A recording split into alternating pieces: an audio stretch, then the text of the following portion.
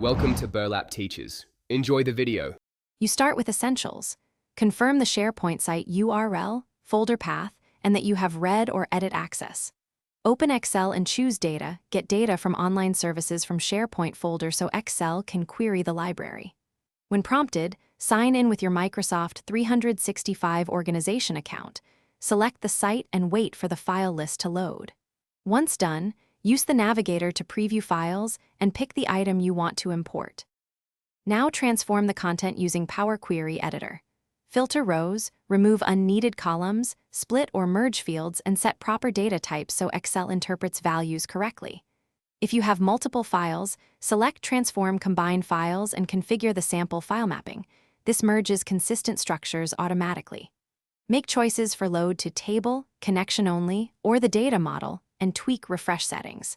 Make sure to apply close and load. Excel will execute the query and populate your workbook with the clean data.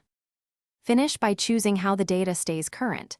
Use Refresh All, set a scheduled refresh, and open Data Queries and Connections properties to set credentials and background refresh.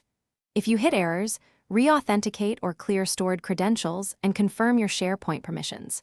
When schemas change, edit the Power Query steps or add conditional logic to handle missing columns so the query doesn't fail. One key troubleshooting tip: if import fails, check the site URL.